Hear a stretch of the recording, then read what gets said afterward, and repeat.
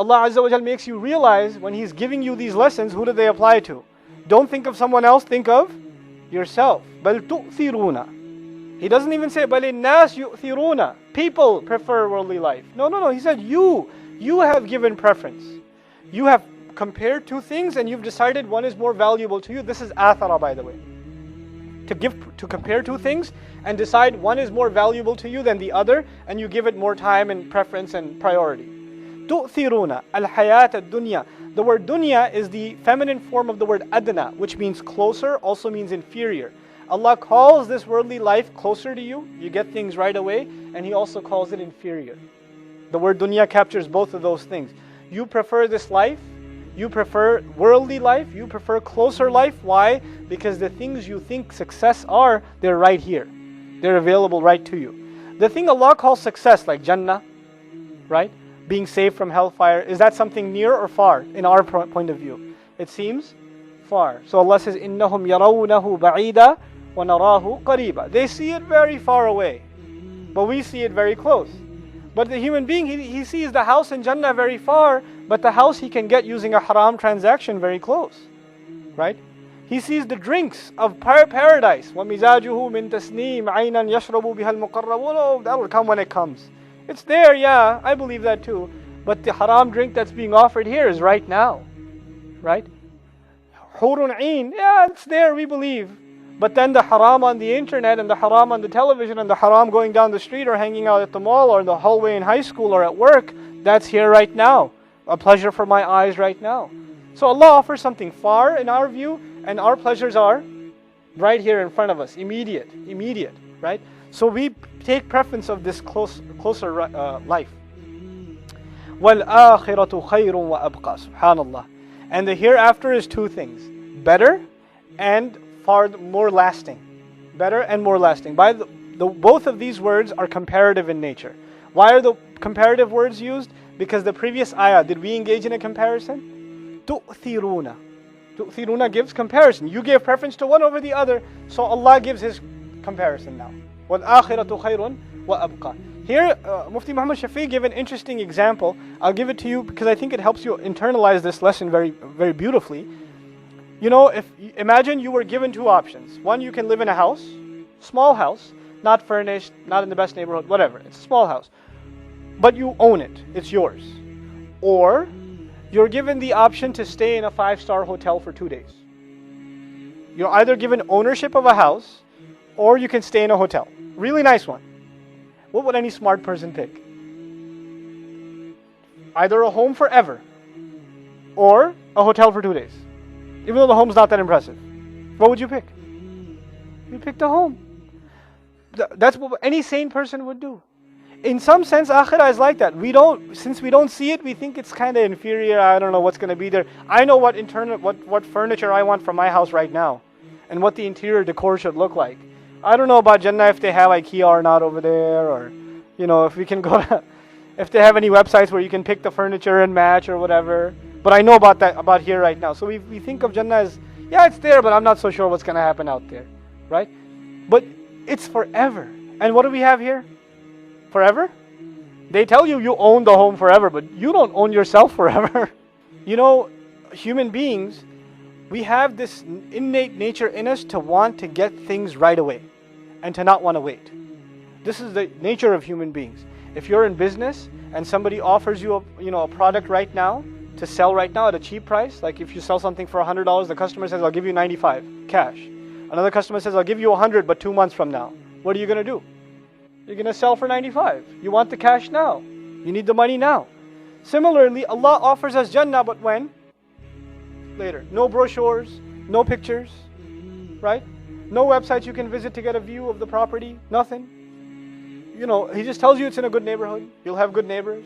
You'll have a nice yard. It's a waterfront property, pretty large rooms, right? He tells you all this stuff. And you get to stay forever, no property tax, none of this stuff. He tells you all this stuff, but do you get to see any of it? No. Now, any human being, when they want to buy something big, don't they want to see it first? Especially if it's a heavy price. Is Allah, what price is He asking from us?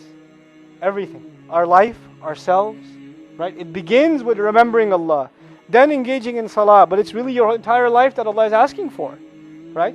It's not a small price, but He's asking you and I to believe. He's not going to show you anything. The only thing you have from Him, the one who's selling this to you, by the way, the sales analogy is used in the Quran, right? The one selling it to you, the only thing He's giving you is His word. That's it. Any other sale, if the guy says, man, I'll get you the house, right? Pay me now, but you'll have the house in 20 years. Where's the house? I'm not going to tell you. Can I see it? No. You got my word. Would you take something like that? Would you take a deal like that? No. You'd call it a scam. And if you bought it, your family, you'd come home to your family and say, guess what? I bought this house. We can move in 20 years. Where is it? He's going to send me the address. But I paid him all our savings. What's your family going to say? You're crazy. What's wrong with you? But the believer, when he gives things for the sake of Allah, when he gives his life, his wealth, his assets, his career, his efforts for the sake of Allah, and he goes to his family and he says, you know, I'm giving this for Allah, and Jannah is guaranteed, guess what his family says? Are you crazy? What are you talking about? What about the home here? You've gone nuts. So the hypocrites would say to the believers, who were sometimes their own family, they would say to him, as-sufaha, these fools, these idiots. Look at these people. What are they running after? It's a matter of perspective. Allah wants here, this is why Allah, the Messenger of Allah called this deen strange. We believe in it begins with believing in something you can't see. الَّذِينَ يُؤْمِنُونَ بِالْغَيْبِ. Allah is promising you all this stuff, but you can't see it. You gotta believe it. That's what the test of faith is, right? So where does your iman in the akhirah get tested? In the preference. What gets your time? What gets your effort? What gets your attention? What are you into in your free time? Where does your day go? Right? You and I can say we prefer Allah, we prefer this deen, we live for the sake of Allah. Inna salati wa nusuki wa mahyaya wa mamati lillahi rabbil alameen. We can say that till we're blue in the face.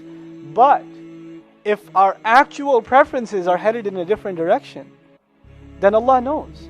Innahu ya'lamul jahra ma yakhfa. He knows what you show. He knows the obvious and He knows what's hidden also. He knows both of them. He knows deep inside of ourselves if we made an effort to clean ourselves up.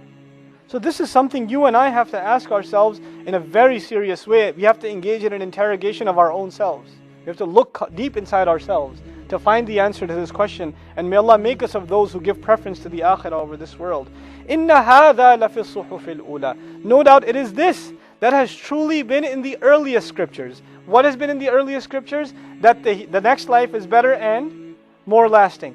What has been in the earliest scriptures? The very first thing the surah said, سَبِّحِ اسْمَ رَبِّكَ الْأَعْلَى. Declare the greatness and acknowledge the perfection of the name of your Lord, the Most High. That declaration has been there in all of the scriptures. And at the end also, this simple lesson that the next life is better than this, if one internalizes that, they've got the gist of every messenger's message.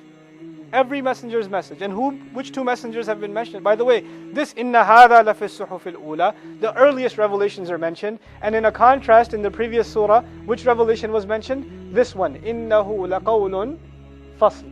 This Quran is the decisive speech. His decisive speech. Which two messengers are mentioned? Whose scriptures are mentioned at the end? Suhufi Ibrahima wa Musa. Now, why Suhuf Ibrahim wa Musa? What's the benefit of these two? Why not any of the others? Alayhimus salam. Allahu Ta'ala a'lam, but the two primary audiences of the Messenger of Allah sallallahu alayhi wasallam were the mushrikun of Quraysh and the people of the book. The mushrikun of Quraysh, which prophet at least did they acknowledge?